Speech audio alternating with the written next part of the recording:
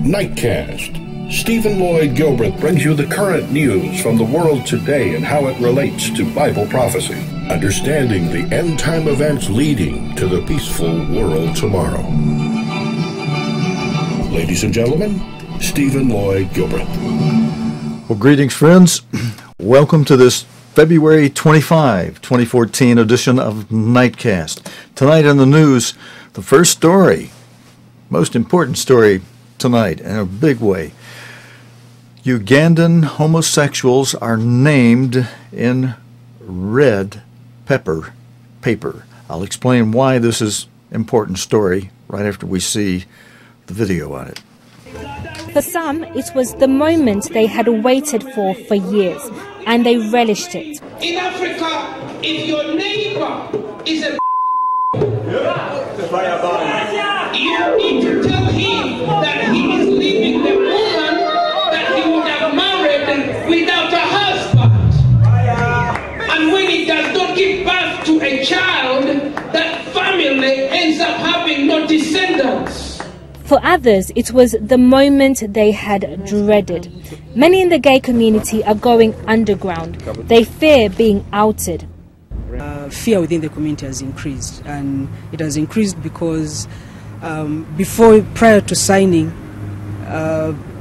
people were being arrested, houses were being broken into, people threatened with mob violence. So for those reasons, people are more scared because Ugandans act on emotions, and even Ugandans, by the time it was signed into law, do not understand the content of the law. All they know is it's homosexuality, period. Just like much of the world, Uganda's new Anti-Homosexuality Act is headline news. Some media houses are celebrating the legislation. This was the front page of Uganda's leading tabloid paper, The Red Pepper. Exposed, Uganda's 200 top homos named. Some worry that by printing pictures and naming individuals, you could expose them to reprisal attacks. The newspaper has come under pressure from its international advertisers. But Uganda's international donors have already started acting. The United States says it's beginning an internal review of its relationship with the government of Uganda. The Swedish finance minister was in town as Uganda made global headlines.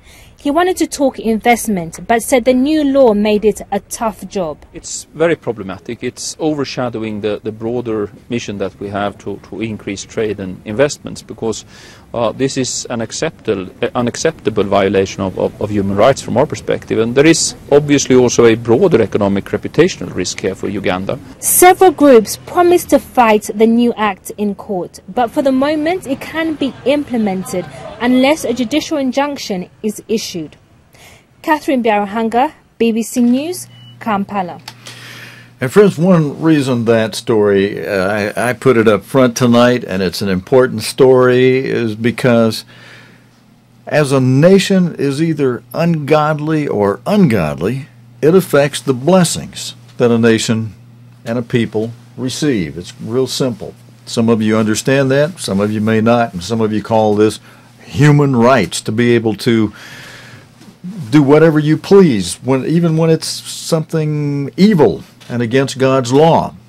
But there is a great God in the heavens above, and He's the one who blesses and curses nations. Yes, curses nations. He says there's a blessings and cursings chapter. If some of you haven't looked at it recently or looked at it ever at all, it's in Deuteronomy 26 and Leviticus. Well, I got that backwards. I think it's Leviticus 26 and Deuteronomy 28. Take a look there. It says when a people, a nation, both individuals and nations, when they obey God, He makes them the head, not the tail. He makes them the lender, not the borrower. He blesses the weather. He protects you against enemies. He has just a few be able to chase the many.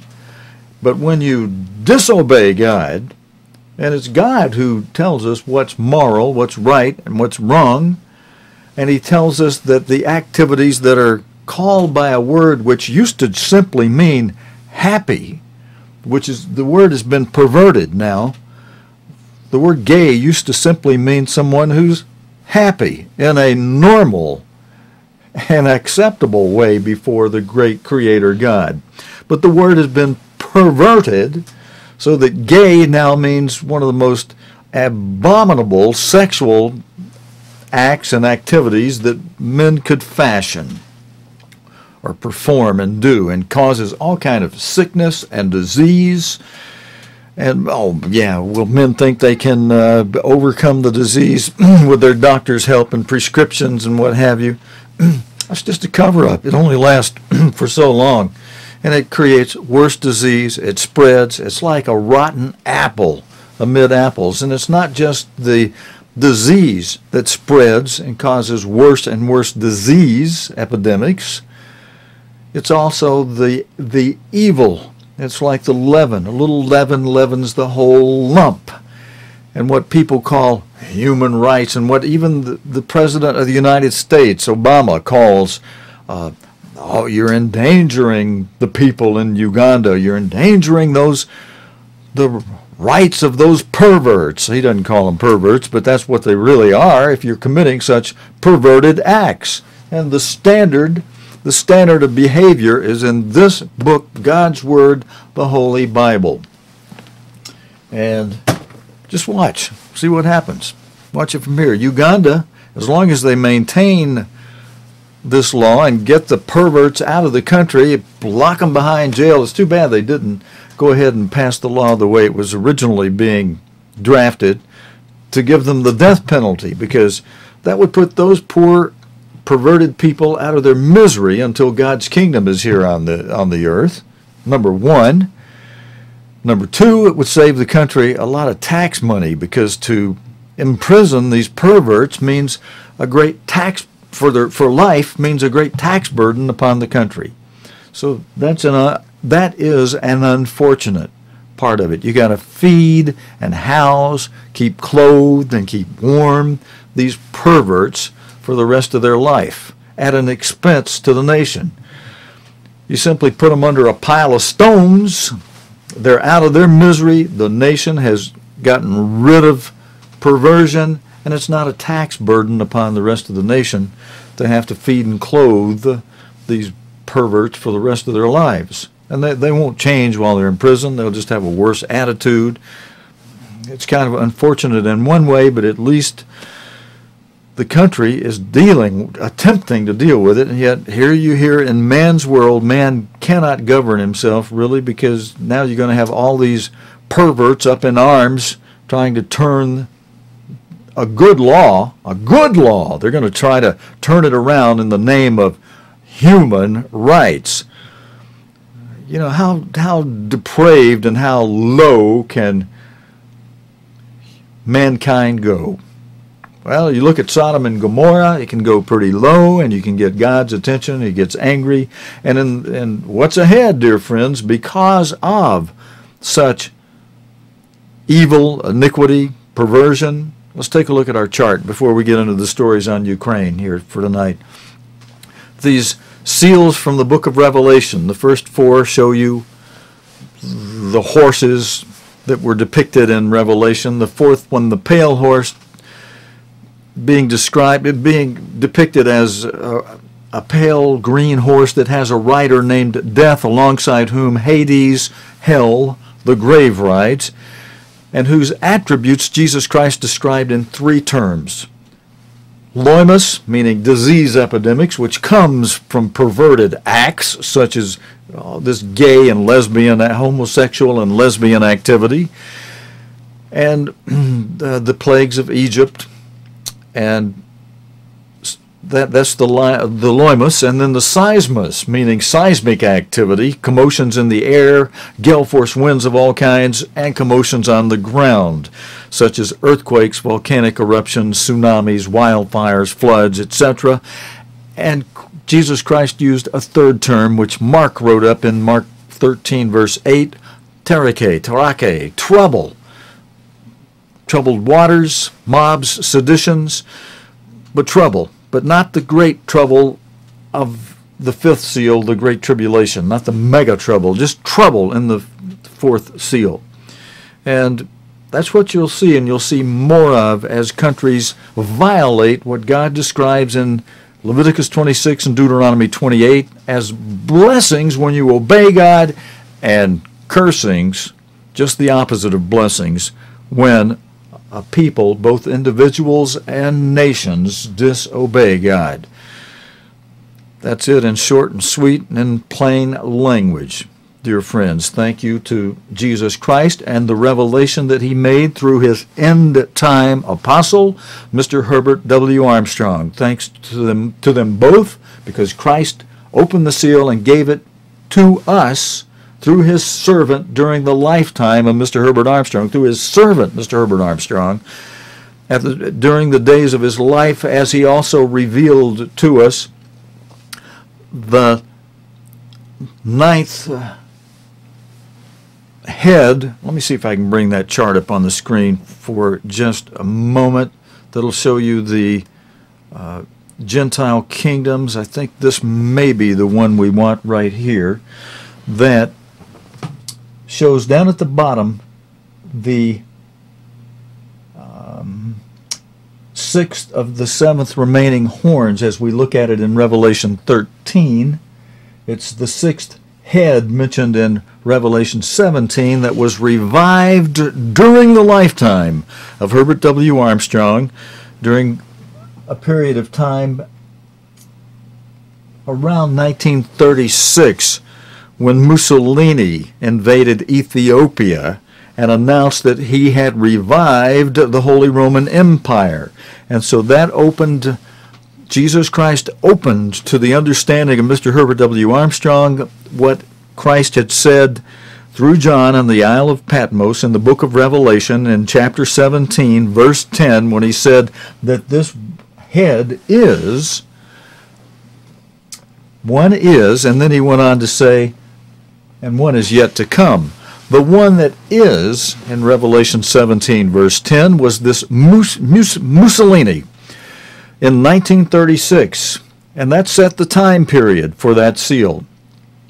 That told us that during the lifetime and the early work of Herbert W. Armstrong, God opened up that seal of understanding, and that sixth head was revived at the time in 1936 during the lifetime and the early ministry of Herbert W. Armstrong. And that head, that sixth head that revived, went back into abyss, is now back in the pit for a time, just for a little time, and is about to be revived again as the seventh and final head of the beast pictured in Revelation 17, that once is revived will come up at the time. Let's put this chart back on the screen so we can look at the fifth seal, the Great Tribulation. This is the time when that seventh head will be revived, when the Great Tribulation commences and begins. The prelude music to this seal, the fifth seal, is already playing. And if you can't hear it, friends, you're not watching news closely enough, and you don't have the keys to understanding prophecy, which during this program and on the weekends, and in booklets that are available to you on the internet, written by Mr. Armstrong, you can understand. And if you're paying attention to it, you'll see that those things that were opened up by Jesus Christ through Mr. Herbert Armstrong, the end-time apostle for the Philadelphia era. If you don't understand what I'm saying, you need to watch our program a little bit more every night, and then learn how to tune in on the weekend, where we'll explain it more fully, both in live explanations to you and in recorded broadcast and sermons by Mr. Herbert Armstrong that make these facts clear and plain. We need to go on, though, because this program during the night, we have set its goals to give you the current day's news related to the Bible and prophecy, and we've got some news that very much affects how the EU may shape around, and the news today, currently, friends, is almost like the old soap operas, like some that used to be named As the World Turns, and people would tune in to see, oh yes, what's going to happen today? News is getting exciting like that, and even more exciting than some of those old romantically styled soap operas. This news is much more than romance. This is prophecy coming alive right before your very eyes. And in our next story, we had several videos related to the Ukraine crisis. And this story from late last night, after our broadcast time with Gavin Hewitt, will set the stage for the other 3 videos we have for you from today's current news, help you understand what's currently, moment by moment, right up to the last 30, 40 minutes before our broadcast time tonight, help you understand just exactly what's going on over in the Ukraine. This first story with Gavin Hewitt, Russia steps up Ukraine rhetoric. After the ousting of the president, Ukraine today began facing up to the enormous challenges that lie ahead. There are many groups still on the streets demanding justice. These protesters, who want prisoners released, gathered outside Parliament where the newly powerful opposition leaders were meeting. Investigators began gathering evidence that might help bring to justice those who had opened fire, killing 88 protesters. A warrant was issued for the arrest of the ousted president, Viktor Yanukovych, for mass murder, but he remains on the run. He was last seen here in the south in the pro-Russian region of Crimea, where his official bodyguards abandoned him. Meanwhile, the opposition leaders were trying to fill the vacuum by setting up a credible government. Of growing concern to the new leadership here at the parliament in Kiev are comments coming out of Russia. The Russian Prime Minister Dmitry Medvedev is quoted as questioning the legitimacy of the new authorities here, saying they came to power through armed mutiny. The fear is that Russia will try and protect its interests in places like Crimea. Today in Sevastapol, crowds barricaded government offices. Here, only Russian flags were flying. I'm Crimean. Let them give Crimea back to me, and I will be Russian, and Crimea will be Russian.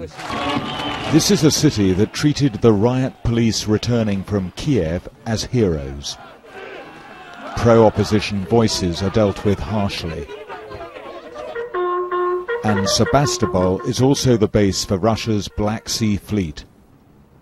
One challenge for the new government is how to hold this country together. Inside Parliament in Kiev, the new leaders said they needed $35 billion to avoid bankruptcy.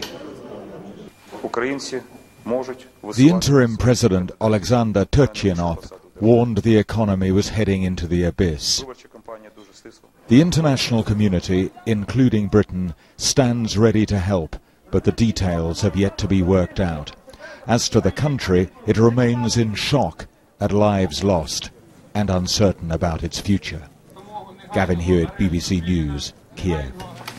Friends, next we have a report from the Crimean area that relates to what Gavin Hewitt was talking about in late last night's report, and these next couple of reports, 3 reports I have from the Ukraine for you, are from today's news, some of them right up till the minutes before we went on the broadcast live tonight. And by the way, friends, I'm noticing from our metering controls that we are having some difficulty with the frames that we're able to transmit tonight for some reason. We will bear with us through tonight's broadcast. We'll take a look at it and see if our engineers at the streaming company that we use can't help straighten that out by tomorrow night's program. So I hope you're able to view us okay this evening. Some very, very important news. And this next story, Ukraine's interim president has expressed concern at what he's called the serious threat of separatism. People in the country's Russian-speaking regions are angry at the overthrow of President Yanukovych. The national parliament has voted for the former leader to be tried at the International Criminal Court over the killing of more than 100 protesters. Now, that number has risen in the latest reports, as you just heard in this lead-in to it, from over 80 to 88 to now over the killing of more than 100 protesters. We've got video tonight to show you some of the sniper fire at the protesters. But in this story, Mr. Yanukovych has fled the capital and was reportedly last seen on the Crimean Peninsula, where many people support closer ties with Russia. Daniel Sanford reports from the city of Sevastapol. After the revolution in Kiev, there is now a counter-revolution in Sevastopol. The mayor has been thrown out by the crowd and replaced by this man, a Russian citizen. Away from those angry scenes, these women told me they were demanding Russian passports and said they would defend the Crimean city to the last drop of blood. We were all born here as warriors. It's in our blood, it's our spirit. We are not afraid of barbed wire. In Kiev, the interim president, Alexander Turchinov, was concerned enough to leave parliament for a meeting with his security chiefs to discuss the risk of regions like Crimea trying to break away. The people of Sevastopol have a proud military history. The city's been the base for the Black Sea Fleet for 250 years. It was besieged by the Nazis for almost a year during World War II. For them, it's not a Ukrainian history, it's a Russian one. There are reminders everywhere. Russia's Black Sea Fleet still has its headquarters here, even though Ukraine left the Soviet Union in 1991. People here in the East remember that some Western Ukrainians collaborated with the Nazis, and it has never been forgiven. This orgy in Ukraine is unacceptable and needs to be stopped. We need to get organized for self-defense. We watched as two young men who'd been filming were suddenly surrounded by an angry crowd who realized they were working for the security services. They had to be led away to safety. The Kremlin says it doesn't intend to interfere in Ukraine, but a group of Russian MPs were in Crimea today, promising to protect their citizens. This is not yet a breakaway region, but if Russia wants to cause trouble in this part of Ukraine, all the ingredients are there. Daniel Sanford, BBC News, Sevastopol. Thank you, Daniel. The BBC's Gabriel Gatehouse speaks to British forensic experts as they work out where snipers were positioned during the Kiev bloodshed in Ukraine. Independence Square was the scene of deadly clashes between protesters and police, and there was shooting from both sides. The streets still bear the scars of last week's violence. Many are still trying to digest the sheer enormity of it. But the new authorities are now trying to understand exactly what happened, who the shooters were, and who gave the orders.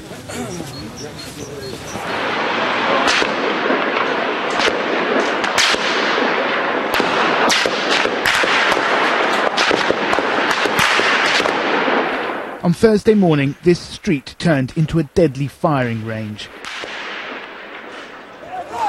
Some of the shooting was coming from the protesters who'd suddenly charged on police lines, but most of the gunfire came from the police themselves, and they were using snipers. So these originated from the top of the bank, right, and then the second high vantage point was here. Around that, yeah. In Kiev today, British forensic experts were collecting evidence. And this was a high velocity round. So would that mean a sniper rifle, or could that just be an AK? I think this is sniper because the position over there, near the metal lamppost, right, the bullet holes are very, very close together.